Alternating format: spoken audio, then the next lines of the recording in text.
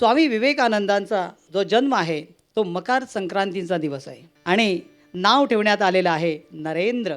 नरेंद्र एक दिवशी कीर्तनाला गेले आणि कीर्तनकाराने सांगितलं की प्रभू रामचंद्राच्या नामाचा घोष केला की त्या ठिकाणी प्रत्यक्ष हनुमंत येऊन तिथे बसतात आणि नंतरच्या उरलेल्या वेळात ते केळीच्या बागेमध्ये असतात. हे ऐकल्यानंतर नरेंद्र कीर्तन झाल्यानंतर घरी न जाता कुठे जाऊन बसले केळीच्या बागेमध्ये. 3 दिवस सतत तसं करत होते, जाऊन बसत होते. आई विचारते, अरे नरेंद्र तू जातोस कुठे, करतोस काय? नाही म्हणे, मी हनुमंतरायांच्या शोधासाठी. हनुमंतरायांच्या? कोणी सांगितलं? 3 दिवस तिकडे असल्यामुळे तिने आईला प्रश्न विचारला, आई कीर्तनकार काय खोटं बोलले का?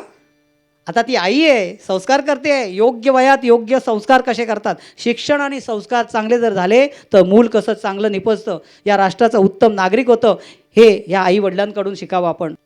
आईने उत्तर दिलं, हे बघ बाळ, कीर्तनकारांनी बरोबर सांगितलेलं आहे, काही चुकीचं सांगितलं नाही. ते असतात तिथे, परंतु आज आहे ना प्रभू रामचंद्रांचं काहीतरी काम आहे त्यामुळे ते तिकडे गेलेले आहेत.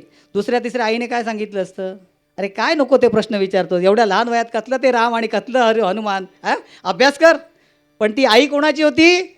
नरेंद्रची आई होती, लक्षात ठेवा.